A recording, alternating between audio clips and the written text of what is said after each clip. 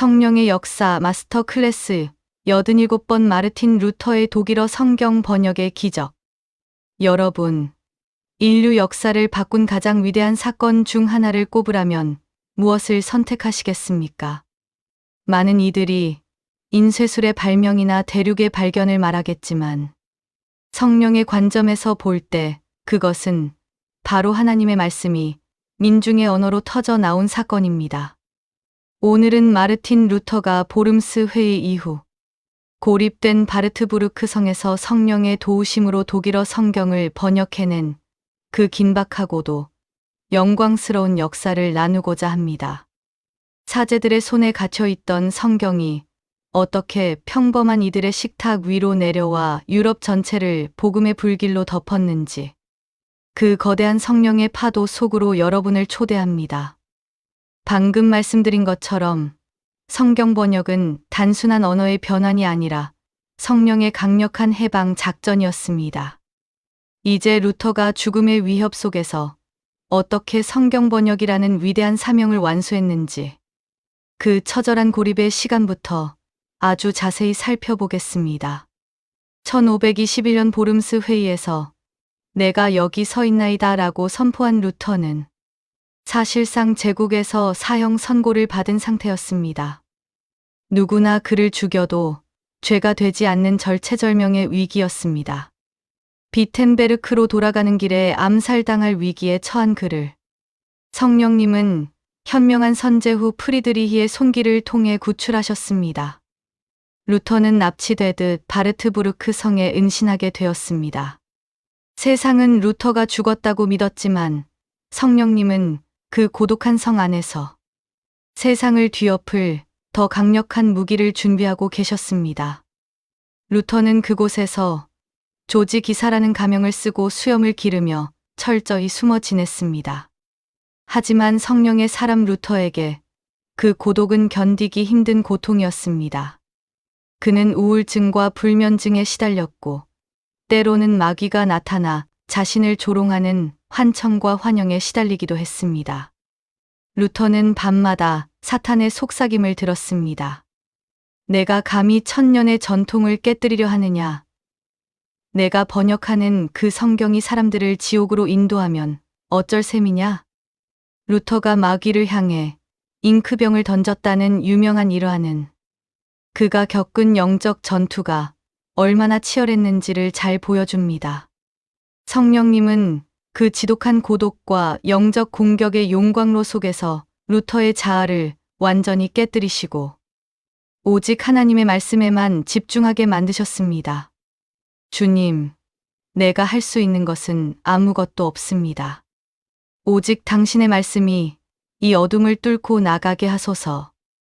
루터의 이 절규 섞인 기도는 성령의 마음을 움직였습니다. 성령님은 그 좁고 차가운 골방을 하늘의 지혜가 쏟아지는 지성소로 바꾸어 놓으셨습니다. 성령님은 루터에게 초자연적인 집중력과 영감을 부어주셨습니다. 루터는 앞서 에라스무스가 닦아놓은 헬라어 신약 성경 원문을 펴놓고 번역에 착수했습니다. 이것은 인간의 능력으로는 불가능한 도전이었습니다. 당시 독일어는 지방마다 방언이 너무 심해 통일된 언어가 없었기 때문입니다. 하지만 놀랍게도 루터는 단 11주 만에 신약 성경 전체를 독일어로 번역해냈습니다. 하루에 수십 장의 양피지를 채워나가는 그 속도는 성령의 강력한 기름, 부으심이 없이는 설명할 수 없는 기적이었습니다. 그는 단순히 단어를 사전적으로 옮기지 않았습니다.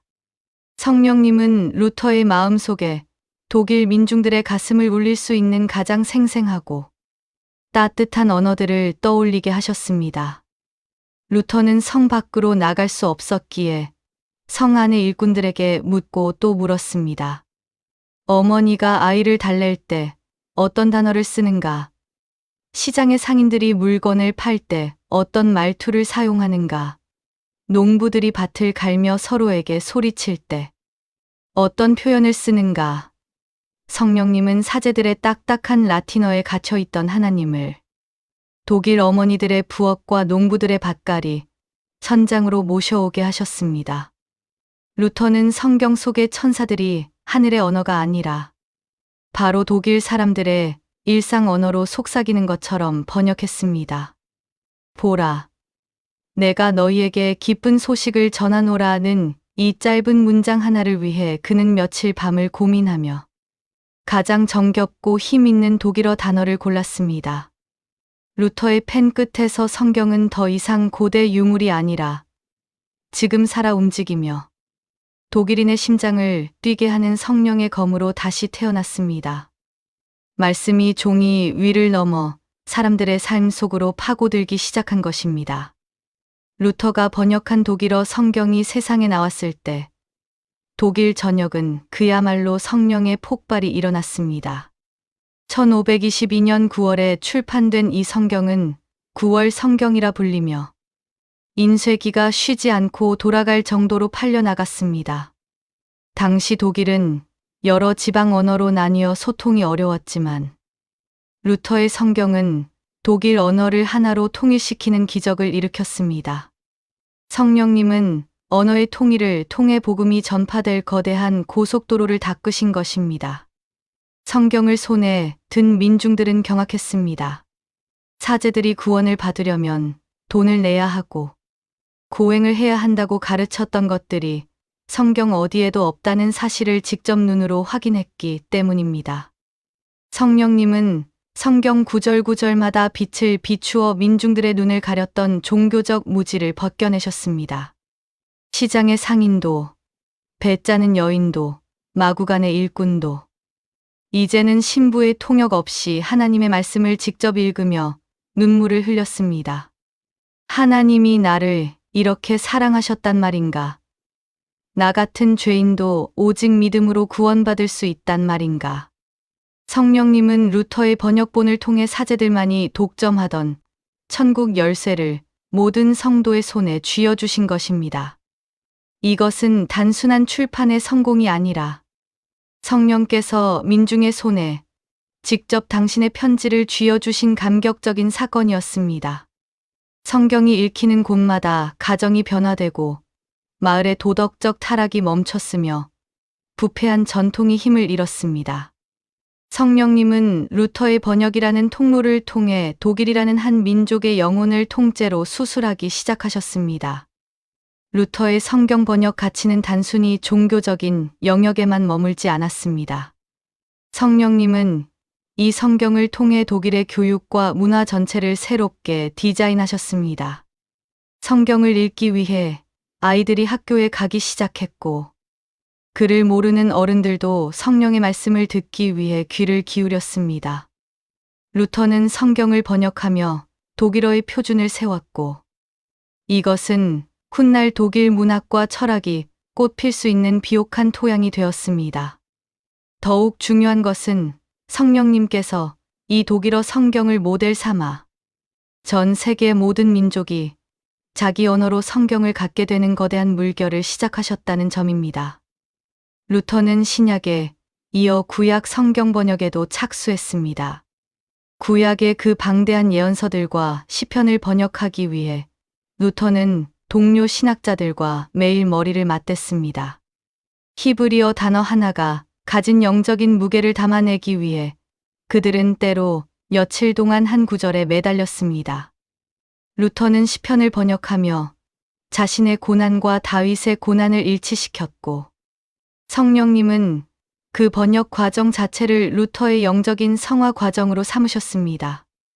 루터의 번역 정신은 영국의 틴데일에게 이어졌고, 이후 수많은 선교사를 통해 땅끝까지 퍼져나갔습니다. 오늘 우리가 우리말로 된 성경을 읽으며 성령의 위로를 얻는 이 기쁨의 뿌리에는 바르트부르크 성의 차가운 골방에서 촛불을 밝히며 성령의 음성을 받아 적었던 루터의 눈물 어린 헌신이 있었습니다. 성령님은 루터에게 성경 번역뿐만 아니라 그 말씀을 찬양으로 고백할 수 있는 예술적 영감도 부어주셨습니다. 루터는 독일어 성경의 핵심 진리들을 담아 수많은 찬송가를 작곡했습니다. 내 주는 강한 성이요 라는 찬송은 그가 성경을 번역하며 체험했던 성령의 강력한 보호하심을 노래한 것입니다. 그는 찬송을 통해 복음이 사람들의 감정 속으로 깊이 스며들게 했습니다. 성령님은 말씀을 읽게 하실 뿐만 아니라 그 말씀을 노래하게 함으로써 성도들의 삶 전체가 성령의 축제가 되게 하셨습니다. 루터는 말했습니다. 음악은 하나님의 선물이며 성령의 언어다. 그는 성경 번역과 찬송가 작곡을 통해 민중들이 하나님의 말씀을 입술로 고백하고 심장으로 느끼게 만들었습니다. 이처럼 루터의 성경 번역은 중세 천년의 어둠을 단번에 몰아낸 성령의 찬란한 아침 햇살이었습니다. 성경이 민중의 언어로 번역되었을 때 인간이 만든 모든 장벽은 허물어졌습니다. 성령님은 말씀 안에서 누구나 하나님께 직접 나아갈 수 있는 만인 제사장의 길을 활짝 열어주셨습니다. 루터는 고백했습니다. 나는 아무것도 하지 않았다. 오직 하나님의 말씀이 잠자는 동안에도 역사하여 모든 것을 바꾸어 놓았다. 루터는 자신이 번역가로 이름을 날리는 것보다 독일 사람들이 자기 방에서 성령의 음성을 직접 듣는 것을 더 소망했습니다. 루터는 번역을 마친 뒤 성경의 권위가 사람의 권위보다 높음을 강조하며 이렇게 덧붙였습니다. 성경은 그 자체로 해석되어야 한다. 성령님은 겸손하게 말씀을 펴는 모든 자에게 최고의 교사가 되신다. 이 겸손한 고백처럼 독일어 성경 번역은 철저히 성령께서 기획하시고 완성하신 위대한 드라마였습니다. 루터의 번역은 성령의 빛을 가두고 있던 두꺼운 커튼을 찢어버린 거룩한 폭동이었습니다. 오늘 루터의 독일어 성경 번역의 기적을 묵상하며 성령님은 우리에게 묻습니다. 당신의 손에 들린 그 성경을 얼마나 소중히 여기고 있습니까? 루터가 목숨을 걸고 성령의 불길 속에서 우리에게 전달해 준 그 생명의 말씀을 당신은 오늘 갈망하고 있습니까? 성령님은 단순히 종이 위에 인쇄된 글자가 아니라 우리 삶의 현장에서 우리 언어로 말씀하시는 살아계신 하나님이십니다. 루터가 독일 민중들의 언어로 성경을 풀었듯이 오늘 성령님은 여러분의 일상 언어로 여러분의 아픔과 기쁨 속에 말씀하길 원하십니다. 성경을 펴십시오. 그리고 그 속에서 당신에게 속삭이시는 성령의 음성을 들으십시오. 말씀이 우리 안에 들어올 때 어둠은 떠나가고 루터가 경험했던 그 폭발적인 성령의 역사가 오늘 여러분의 가정과 삶터에서도 동일하게 일어날 것입니다. 우리는 이제 말씀의 수혜자를 넘어 그 말씀을 삶으로 번역해내는 성령의 살아있는 편지가 되어야 합니다. 사랑하는 성도 여러분, 오늘 루터의 뜨거운 헌신을 통해 여러분의 말씀 생활을 다시 한번 점검해 보시길 바랍니다. 비록 우리가 성을 쌓고 성경을 번역하지는 않더라도 매일 대하는 성경 말씀 앞에 루터와 같은 절박함과 경외심을 가져야 합니다. 성경을 읽을 때 성령의 조명을 간구하십시오. 주님, 이 말씀이 단순한 지식이 아니라 내 영혼을 살리는 실제적인 능력이 되게 하소서. 세상의 얕은 지식에 흔들리지 마십시오. 성령님은 오직 진리의 말씀 위에 굳건히 서 있는 자를 통해 지금도 세상을 흔드십니다.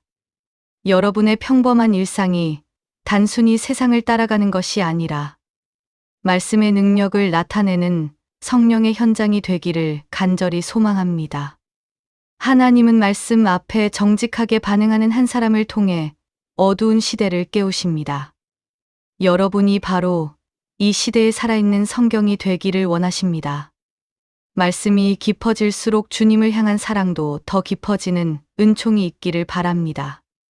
루터가 바르트부르크 성에서 발견했던 그 찬란한 말씀의 영광이 오늘 여러분의 눈앞에도 선명하게 펼쳐지기를 기도합니다.